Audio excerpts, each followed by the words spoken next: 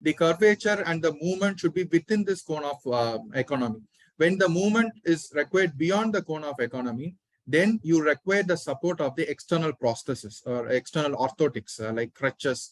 So these things. So the spine and the body, they function within a cone of equilibrium with the focus of maintaining the sagittal and the coronal alignment with minimum energy expenditure. So there is a requirement of a minimum energy expenditure when it is balanced within this cone. So the ideal spinal alignment, it allows a standing posture with minimal muscular energy expenditure.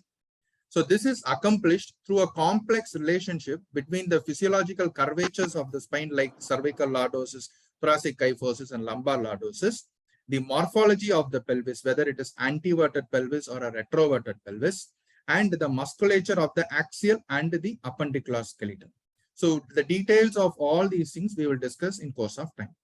The spinopelvic balance in the sagittal plane is an open linear chain linking the head to the pelvis. So that is why the need for seeing an whole spine X-ray. Now the concept is not the sagittal balance of spine, it is the sagittal balance of the whole body. So the concept is getting revised. So it is not the sagittal balance of spine, it is the sagittal balance of the whole body. Because you need to see the flexion of the hip, you need to assess the flexion of the knees also, which acts as a compensation when there is a sagittal imbalance of the spine. So this deposit cone of economy is very important in maintaining the upright posture, minimizing the energy expenditure with standing and walking. So increasing the positive sagittal balance, when there is an increase in the positive sagittal balance. Positive sagittal balance means when the C7 plumb line, I will tell you what is that C7 plumb, when it is an anterior, when it falls anterior to the S1, posterior superior part of the S1, that is called as a positive sagittal balance. When it goes behind the posterior superior aspect of S1, we call it as negative sagittal balance. When it passes through the posterior superior part of the S1, we say it as neutral. So when there is an positive sagittal balance, so when there is a positive, increasing positive sagittal balance, it causes a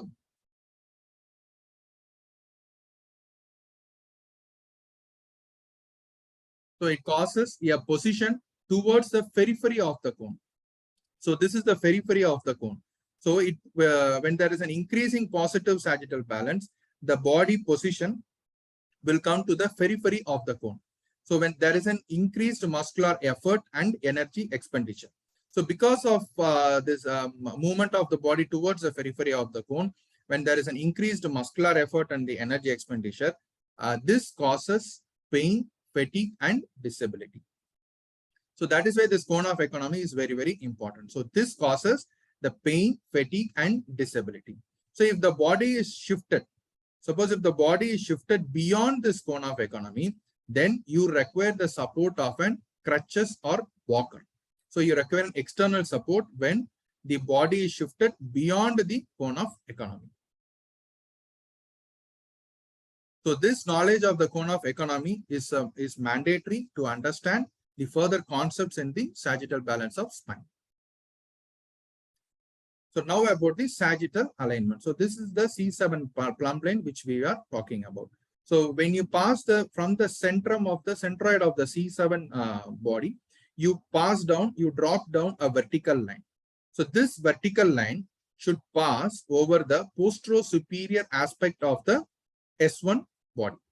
So it should pass through this point, posterior superior aspect of the S1. So when it passes through the posterior superior aspect of S1, we say it is neutral. When it is anterior to the posterior superior aspect of S1, we say it is positive. When it falls posterior to the posterior superior aspect of S1, we say it is negative. So this is a positive sagittal balance, neutral sagittal balance, and negative sagittal balance. So the normal sagittal balance, normal sagittal vertical axis, the SVA, this is what is called as SVA, sagittal vertical axis. So the normal SVA ranges between -4 to +4 centimeters. So here you say positive as plus 4 centimeter and here it is minus 4 centimeter. So anything beyond minus 4 centimeter or beyond plus 4 centimeter, it is sagittal imbalance, and more the positive sagittal imbalance occurs, the more the compensation in the pelvis has to occur, which I will explain in the coming slides.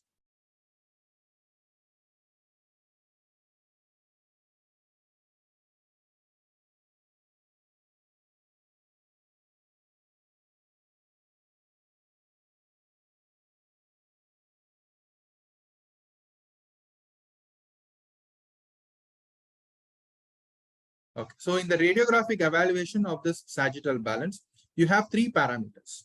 One is the regional parameters that says about the thoracic kyphosis, lumbar lordosis, and thoracolumbar junctional kyphosis. So these are the three regional parameters which has to be assessed. The global alignment is assessed with the sagittal vertical axis. That is the C7 plumb line, which we have seen in the beginning. So that is the most important parameter or the most common parameter that is used to assess it. So that is the sagittal vertical axis. Then the T1 spinopelvic inclination. SPI means it is spinopelvic inclination. It is a T1 spinopelvic inclination, and the T9 sagittal tilt. Then the T1 pelvic angle and the proximal thoracic slope. And then the pelvic parameters, which is the pelvic incidence, pelvic tilt, and sacral slope. So we have classified these sagittal parameters into three types as regional parameters, global alignment, and pelvic parameters for the sake of better understanding. So today we will see what are all these parameters and what are the normal reference ranges. And in the subsequent session, we will see what is its implications. So the global sagittal axis, it is defined as the angle formed by a line from the midpoint of the two distal femoral condyles to the center of C7, and a line from the midpoint between the two distal femoral condyles to the postero-superior corner of the S1 sacral end plate. This is called as a global sagittal axis. So specifically, the global sagittal axis becomes a critically important alignment parameter in assessing two types of patients: those whose spine is severely deformed and subsequently recruit the lower limb compensations after pelvic retroversion is exhausted, and those who do not have the ability to compensate by pelvic retroversion. So what do you mean by this pelvic retroversion and everything I will tell you when we discuss about the pelvic parameters and in detail about the pelvic tilt. So just know now that there is something called as a global sagittal axis. Then the spinopelvic inclination. See, the spinopelvic inclination, it is calculated between the D1 and D9 also. So you drop a vertical line. So this is a vertical line. So the angle formed between the vertical line and the angle from the femoral head, center of the femoral head to the centroid of the T1 vertebra. So the angle between the line connecting the center of the femoral head to the centrum of the T1 vertebra and the vertical line. So this is called as the T1 spinopelvic inclination. Similarly, for the T9, it is the T9 spinopelvic inclination. So it is again the angle between the line connecting the centrum of T9 vertebra to the femoral center of the femoral head and the vertical line passing. So that is called as the T9 spinopelvic inclination. So the sagittal vertical axis, the positive, neutral, and negative, and then the spinosacral angle. The spinosacral angle, it is the angle between the horizontal, the sacral end plate, the horizontality of the sacral end plate and the femoral head, the line connecting the femoral head and the sacral end plate, and the line connecting the C7 to the sacral end plate. So that is called as the spinosacral angle. And then the T1 pelvic angle. So again, this T1 pelvic angle, it is the angle between the line connecting the T1 centrum of the T1 vertebra to the centrum of the femur head, and the line connecting the femoral center of the femoral head to the sacral end plate. So this is called as the So this is called as the T1 pelvic angle. So these are the common parameters: the sagittal vertical axis, the spinosacral angle, the T1 pelvic angle, and the spinopelvic inclination. So these are the new terminologies which you would have heard of, because the common things which we all know is lumbar lordosis, thoracic kyphosis, the pelvic incidence, pelvic tilt, and sacral slope. So there are certain other parameters which is now gaining more and more importance apart from these routine pelvic parameters. Thoracic kyphosis and lumbar lordosis, the regional parameters. So this is calculated between the upper end plate of the D2 vertebra and the lower end plate of the D12 vertebra. Or it can be between the D5, upper end plate of the D5 vertebra, or and the lower end plate of the D12 vertebra.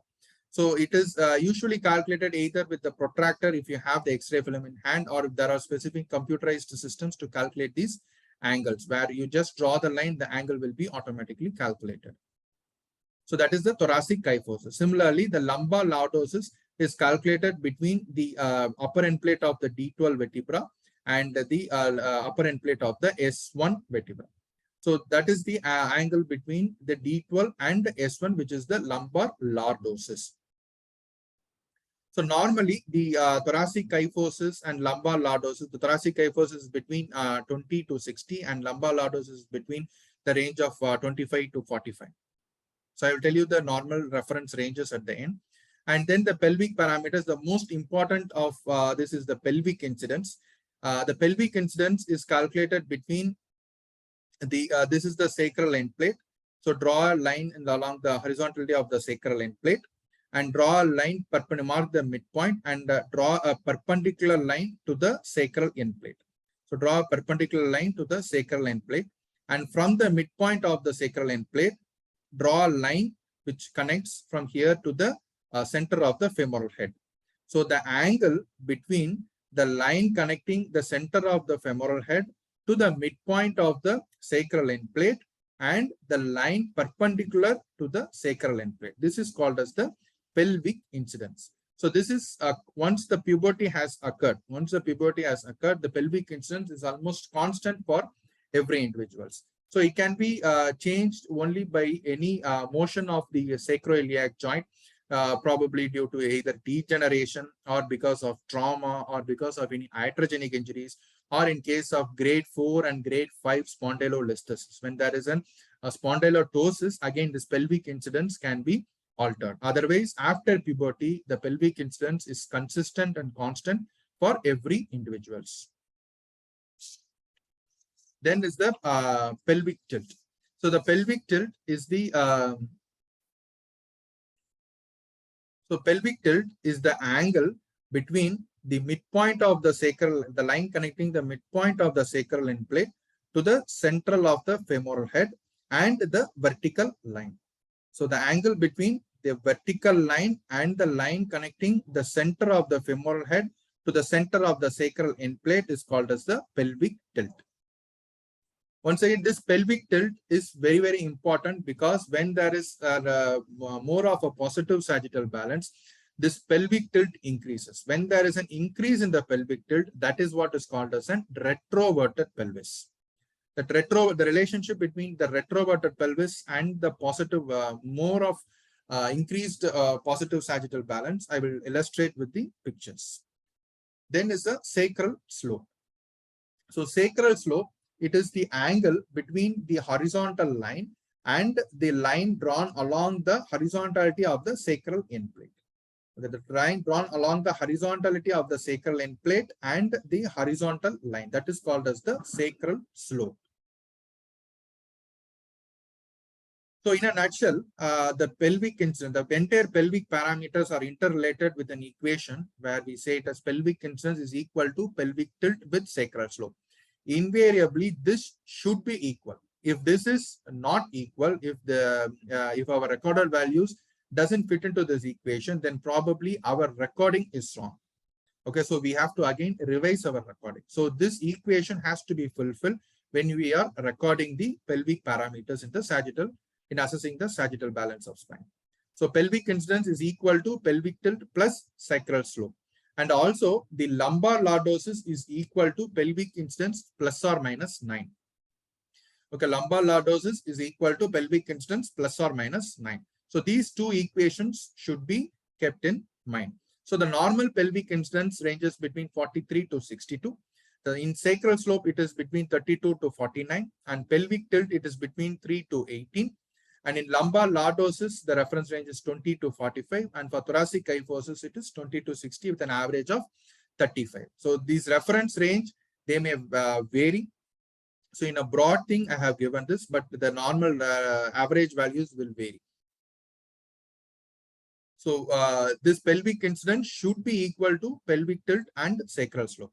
And the lumbar lordosis should be equal to, should be related to pelvic incidence plus or minus 9.